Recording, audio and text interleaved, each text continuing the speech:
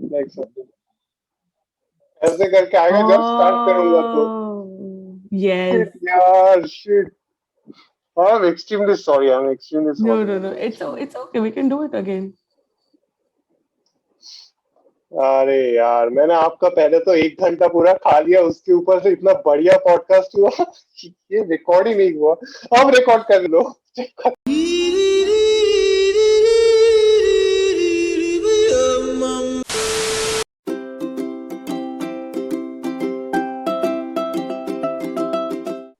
Hi guys, my name is Bisharup, and today I have new guest, Ms. Ishwarya with us. She is studying in UT Arlington in computer science. So first of all, thank you very much, Ishwarya, for being our guest in the podcast.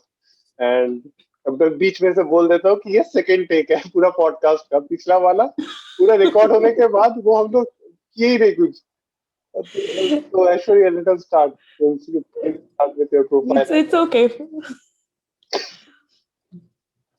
So, hi everyone. My name is Ishwarya, and as Swaroop said, I just actually graduated from University of Texas at Arlington, and I did my master of science in computer science over here, and that's a little bit about me. So, Okay, that's great. And tell us about your GRE scores and TOEFL scores, the other test scores, as well as your GPA and your undergrad. in my undergrad, I had a 7.45 GPA. And so I applied for my master's immediately after my undergrad. So I had zero work experience. I just interned with a startup for nearly a year. And that was the only type of experience I had.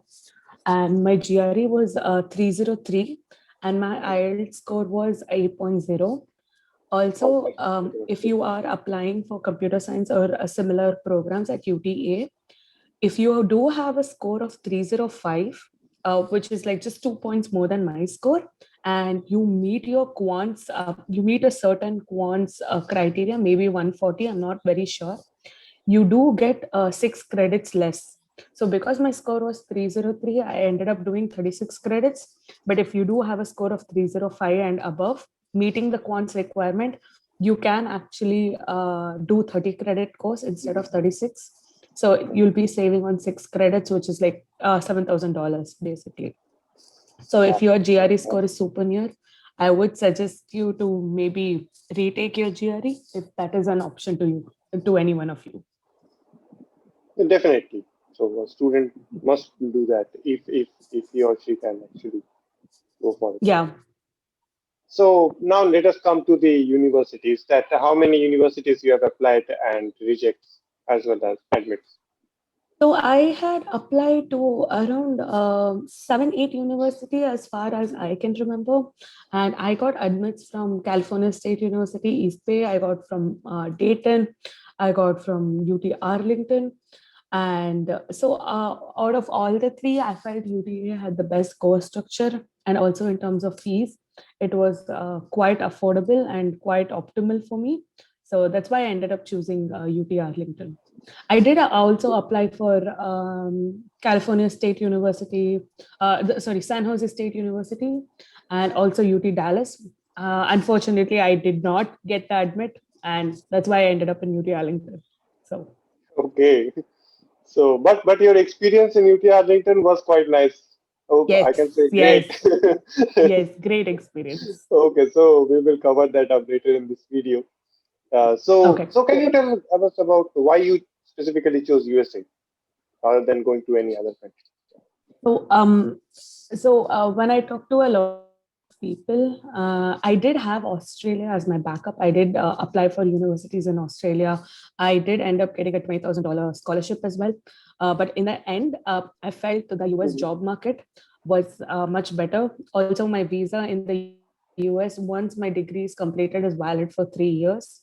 Yeah. And I also felt that in the off chance I do come back to India and do start working here again in India again, my degree would help me have a better shot at a better career, because it's a US degree. I felt it would be valued more. And so these were like few things that I considered before ending up in the United States. Okay, that's really great. So, can you tell us about how you started the whole process, and specifically when you started this whole process of applying and thinking of that you will be doing your master's So further? yes. So I actually decided to do my master's when I was in my fifth sem. I broke my news to my parents, Yeah. gave them a whole semester to process, you know, just like, okay, my daughter is, she might probably move out of home because for Indian parents, that's a little bit necessary. Yes. And by sixth semester, I had started preparing for my GRE and IELTS. I gave myself one whole semester because I was also juggling an internship. So by the end of sixth semester, I had completed all my necessary, GRE and IELTS exams. And by the end of seventh semester, I had finished applying, and I also had my admit in hand, and I knew which university I was gonna. So, by the last semester in my undergrad, I had pretty much nothing to do. I was chilling. I was just doing my project, and all I had left was my visa interview. So I would suggest everyone to plan a little bit early, because some universities do close the admission process Yeah. Mhm. earlier than other universities. So to get a head start, it's always a good idea. Give yourself a lot of time. Maybe you want to retake your Yes. GRE. So factor all that in. I would say Mhm. 7 to 8 months is a good time frame to set oneself for all the whole process. So just plan a little bit ahead. That'll help a lot. Oh, that's really nice. And students must plan a little bit ahead so that they can build their profile as per their thing. So yeah. Yes, yes, So all that is important. yeah. So now let us move on to why you specifically chose the geographical location as Arlington, and because this is a very big factor. Many students consider the Yes. especially the geographical location while getting So while applying for university. geographical Yeah. location does did matter to me. Mhm. Yes. So geographical location did matter to me because I am someone who doesn't like the cold a lot. So Yeah. I did not want a place which snows for like 8 months in a year. And also, Texas does have tax benefits, and the cost of living is super affordable. Yes. Mhm. Because California is on the more expensive side. It's like probably $800 to $1,000 on rent. But in Texas, you do get a really good student housing for $350 with all amenities included. So that was definitely money was a big factor. So I would tell students to do their due diligence, look up on the university, look at the fee structure, look at the weather maybe, and then decide your university. Okay, that's great.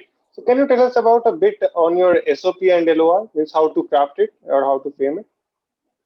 Yeah. So SOP and LORs, I would say the best way to do it is go on the internet, look for templates, look Yeah. for colleges, because I mean, everything is on the internet.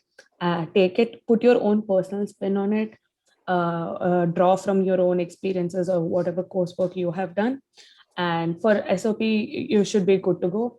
LOR, what I did was I again took a basic template and I just mentioned all my courses and projects and anything that stood out in my letter of recommendation. And my professors were really helpful. They were like, they let me do it on my own, and then they just signed and stamped it. So for me, it was a very Wow. smooth process.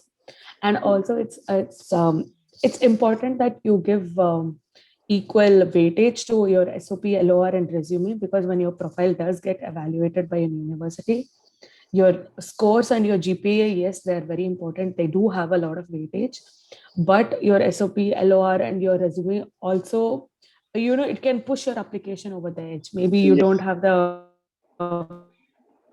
don't have enough GPA, but if you have a really really good statement of purpose or a resume, you just might get an admitted to the university. You never know. Yeah, we have seen students who really have done that after Yeah. crafting a good SOP. So now let us Yep. come into the next question about the visa experience. This is one of the Hmm. most asked questions. So how was your visa Yes. experience? So for me, my visa experience was a Yeah. great experience.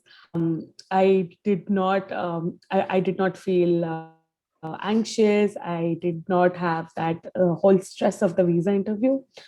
I would suggest, I would say that this was mainly because I was very well prepared. So anyone Yeah. going for the visa interview, be very well prepared. Do your due diligence, know your coursework, know your professors, know your university. Um, memorize some off questions. Some visa people might ask you, what's your school address? I mean, there are weird questions, there are random questions that do come along. Try and know as much as you can. Look at the previous visa questions for that university. Just try and learn it. Have all your documents, all your financial documents, all your educational documents, all your ID proofs with you. Do not leave anything at home. Don't be like they might not ask it. Never risk that. Just take everything with you. So in the off chance they do ask you for a random document, you do have it. Mhm. Yes, So yes, definitely. just stay calm. You should be good to go. You can also practice with a friend. That is also helpful. A lot of people did take mock interviews with me. So that helped. I did hear back from my friends that, like, yeah, that really helped me. And so there are also a few answers which are very specific to your university. Try telling those answers that shows them your interest, and it makes you a good candidate for them to give you a visa. So just, Wow, that's just be awesome. well prepared. Don't be nervous. Yeah. That's awesome. So coming to the And coursework. in case you don't, like, God forbid, sorry. Yeah, you can continue. So yeah, I was telling, so in case you don't get the first try, if you want to go for it, go for the second time, because a lot of students have gotten the visa the second time. So Okay. if Yeah. you do have the luxury of attending your second visa interview, in case you don't get it, go for it. Wow, that's really nice. So can you tell us about your course structure? How Yeah. was the course structure and all? So UTA, as I said before, it has two course structure. My course structure was the 36 credits. You do also have the option of a 30 credit course structure. Each course is 3 credits. So if it's like 36 credits, that means 12 courses or 12 subjects. And each UTA has the choice of at UTA. You basically graduate with a dual masters, like a dual specialization. So I did mine in software engineering and database systems.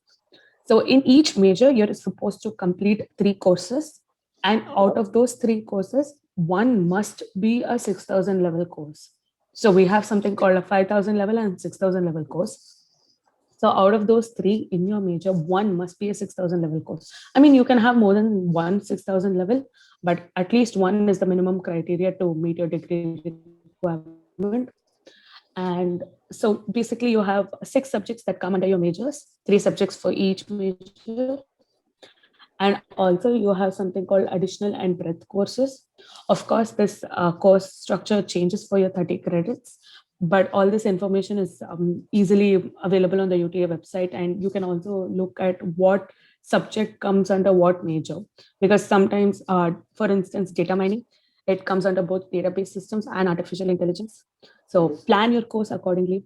Talk to seniors, talk to people who have already taken the course. There are a lot of WhatsApp groups. Always ask, like, you can always ask, hey, has anyone taken so and so course under so and so professor? Yeah, And yeah. someone usually always responds. Ask them for their feedback. Mhm. Ask them how the coursework is. Also ask them if they have any materials that can help you during the course. Don't miss Yes. out on that. And there's also this website called ratemyprofessor.com. It's basically you rate your professor. So you can find professors from all universities over there. So people usually look up on that as well to see the level of difficulty, how the course structure is, what the students have to say about that professor. So that also helps in deciding which courses you want to select. Okay. Yes. That's really nice. So you can the course structure is really flexible, so you can move on to Yes. any course. So each course, it's not like back how it was when I was doing my undergrad. Each professor has complete freedom over their course. So they can Yeah. recommend how the course is, what the syllabus is, how many exams, how many assignments, how many projects, and they can also set the weightage. So one professor can be like, my project has 50% weightage. Another professor can be like, oh no, my project only has 10% weightage and I'll have 8 exams. So it's totally dependent on the professor. Here the professor has the full freedom to set your coursework. So do your due diligence, always look through. So in case you take database systems, right? So database systems, maybe there are like 3 professors offering the same course. Do not think that each professor has the same coursework. No, always do your research about what each professor is offering on that course. It might not even be the same topic. So it might not be even the same course structure. So always do your research for each professor and each course. Okay. So that's super important in choosing your coursework. Yeah. So can you tell us about any kind of internship opportunities and fundings that are provided by the universities? So as for internships, UTA allows you to do your internship only after you've completed half your credits. So basically, you can do an internship after your second semester. So it's better to start applying after your first semester. LinkedIn goes a long way. Building your LinkedIn profile, start building your resume, and maybe if you have projects, start uploading it on GitHub right from the very beginning. Also, keep everything updated. Keep on making connections. Keep on connecting with people, messaging them, see if they have any opportunities at their workplace.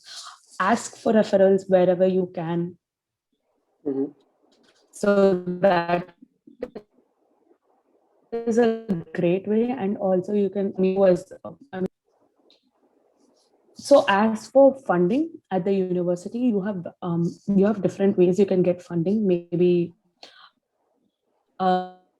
you can be a teaching assistant, you can be a research assistant, or there are a few labs over here. There's the RAID lab. And if you but how you get it, usually in the first semester, you do not get such opportunities. It's super rare.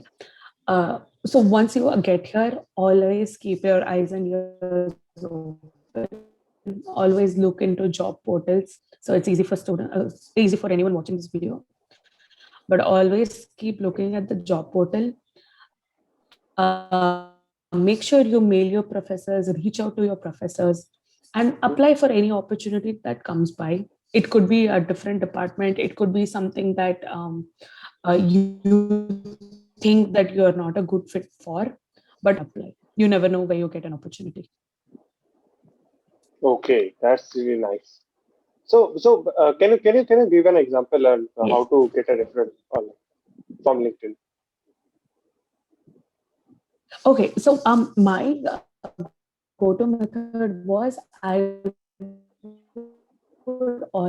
someone who works in Microsoft. So I would connect with at least 5 Microsoft employees, or I would go through my connections list, see if there is anyone who works for Microsoft. I would always send them a connection request. And once they connect with me, I would always send them a message. I'm like, hey, I'm Ishwarya. I'm a graduate student at UT Arlington. Is there any opportunities at your workplace? And I would ask them for like guidance, help. And so a lot of people do respond back, and that's very nice of them. And they do give you referrals. So I've got a lot of referrals from LinkedIn. So these are people I hardly know, but I mean they would have also gone through the same process. So they're willing to help out a fellow student. Wow, So that's just really good. connect, just connect, just text them. So I actually ended up getting free link. I got my LinkedIn premium of 6 months for free, just because I was able to connect with someone, and I was able to send them a message like, hey, I'm a student. LinkedIn Premium would really help me out. And they did end up sending me. So it's a LinkedIn employee who sent me a 6 month free premium subscription. So I mean, it's actually not cheap. For 6 months, it's like around $200 for LinkedIn Premium. So I did. That was it's a nice deal I got. So it was free for you, right? Yes, You got it for free. Wow. yes, So you yes. saved two So hundred one of my dollars. so I did help another of my friend also get it for free because Oh, I sent her my message. I sent her like, yeah, ping LinkedIn employees. I'll help you out, and she also ended up getting a LinkedIn premium for free. wow, wow. That this will really help a lot of Yeah, students. Okay. So yes, can it you is. tell us about some of the other opportunities that the university provide? Like we have seen that there are students who take part in many fests and cultural events in the university. Oh, yes. So UTA has this really, really great atmosphere. There's always activities, there's always on campus events going on. I would suggest you to not miss them. Try and attend as much as you can, obviously, when you're free. They do give a lot of free food out in the first Wow. 1 or 2 months. I mean, I ate pizza. I ate free pizza for like every week I could remember. There is and there are a lot of vegetarian options because UTA has a lot of Indians. They make sure to have Yes. vegetarian options. So that's really nice of them. It's a great way to meet your classmates. It's a great way to meet your fellow batchmates. So you can always connect, you can always network, you can build your circle, you can build your support system. Because when you come here, you feel lonely, you don't have family, or you don't know anyone, you don't have anyone to fall back on. People in India are in a different time zone. So when you come Yes. here, your friends are your support system. So Yeah. it's all these events are a great way to meet new people. So Wow. I, All right. I would always I absolutely enjoyed those events. They were fun, and you get a lot of free stuff on campus. You get a lot of Also, free goodies. you can I have also like get 10 free goodies, right? t-shirts. Oh, 10 Yeah, I t-shirts. have Wow. yeah, I have like 10 t-shirts. Um, I have like 3 4 notebooks. I have like countless pens, and you get like coupons. You get like free coffee. So all that you get on campus. wow, that was really nice. Yeah. So, can you tell us about the housing, like where you are staying in off-campus housing or on-campus housing, and the living Yes. expenses? I live on campus, and I do prefer on campus housing. I Mhm. feel it's very affordable. And Yeah. for the price I am paying, which is like $350, Okay. all amenities, water, electricity, Wi Fi, washer, and dryer are included in my apartment. So it Mhm. is not furnished. So you do have to buy your own furniture. But so it's like there's always this busy season where people are moving in, moving out, moving in, moving out. Mhm. So you get a lot of stuff for super cheap prices just because Yeah. people are moving out. So someone is like selling their study table for $20, which they bought it for like $60. And also there's this place called Mission Arlington. They do provide you free furniture. Wow. So Wow. like That's if really you nice. go and you just have to give your name and you sign up and you can request what you need. So sofas, study tables are something they do get on a weekly basis, and they do deliver it right to your home. So they clean it up for you and they deliver it right to your home, all free of cost. Wow. So that's a great That's place to really get your nice. furniture. So you needn't worry that it's not furnished because you do end up with a lot of furniture. That's not an issue. And on campus is also where a lot of your friends are. It's also super close to the university because all your classes are just 5 minutes away. And sometimes, if you do take off campus options, you might have to end up walking for like 15 minutes. And in Texas, it's either too hot or too Or cold. too cold. So you don't feel Yeah. like walking. And you do have Okay. shuttle options, but not everywhere. On campus, the Okay. shuttle Mhm. connectivity is amazing. You can get from anywhere to anywhere just using the shuttle bus. But off Wow. campus, it's a little bit hard. And So I if you also have a feel bike or like that, then you can travel easily, right? If you are staying off it's campus, again is it like that? expensive, so people usually don't get Oh, okay. bikes, or Okay. yeah, it's again personal preference. So I mean, it's if you have a car as well, you can't you can't take it for your classes because you have to pay for parking, and it just doesn't make sense. Yes, yes. Because you end up paying like $200 per year just on parking. So if you live on off campus and you want to just get your car, it's not a very optimal or viable option. And on campus also is where a lot of activities take place. Mhm. So you have activities all through the day. It's like sometimes you have it in the evening also. So I love staying on campus. So for me, it's very fun and lively. And even And you can network very easily, or you can reach out yes, to a lot of yes, people, you right? can network very easily. Yes, Wow. So that's really yes, awesome. No, can you yes. tell us about some of the good universities who offers courses? I would say for my program, UT Dallas, UT Austin are great options with great fee structures. Also, San Jose State University. And so these are the universities I really like the coursework, but unfortunately, I did not get into. UT also has a pretty decent coursework. And also, you need to see if it's a private Mhm. institution or a public institution, because again, the fee structure differs.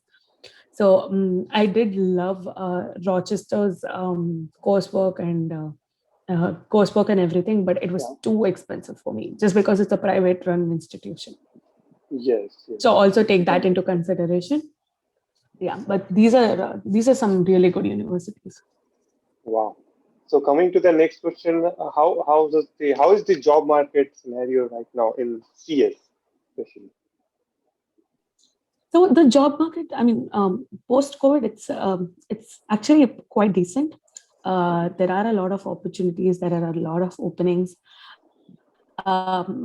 So the job market in the US is pretty good. I would say it's one of the best in any country you would see. Okay, that's really nice. And the next question is, Yes. what do you think that US universities will change or bring up in the upcoming years? Is there anything? So I feel like all universities really adapt to the real world and the working environment, and they try and include it in your coursework. So we always work on the latest technologies or what is relevant or what we would need when we actually do start working full time. So it's really good to see universities adapt to students' needs and adapt to the job market. So it's good that they have a dynamic and ever changing course plans. So that is what I can always see. Oh, that's really nice. So do you have any tips for the upcoming students who are aspiring to come to US? So what I would say is always network. Mhm. So what I did back before coming here is I'm from Bangalore. So I met with my fellow students in Bangalore itself before I came here. We were like 20-25 people. So I knew a lot of people before I came here. I had already Mhm. made friends and relationships. Network, build your profile, always keep yourself updated. And I would say just have the best experience. Come over here. I know you've come here to do your masters, but don't forget to enjoy, don't forget to explore, because things can get monotonous and really boring. Try just enjoy, have the time of your life. I mean, you've come here, you've done it, Yes, so do yes. your coursework. Yeah, just have And fun. your experience was really great, as you told earlier. So this is going to be the last Yes. question. How was your experience while doing masters? I had the best experience ever. I got really lucky. I have great friends and I have a great support system around me, Oh and wow. we are all like-minded people.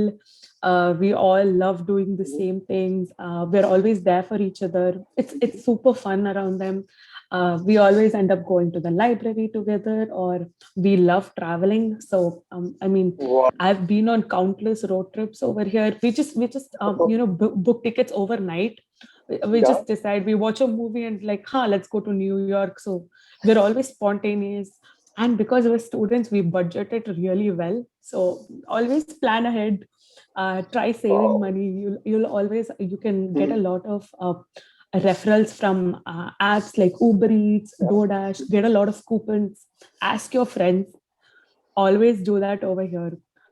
It's a super fun experience. I've had the time of my life over here. Wow, that's really great. That's really great. And Yeah. and we wish you that your next things in your life becomes much more beautiful. And Yes. with this question, we are going to end this podcast here itself. So Mhm.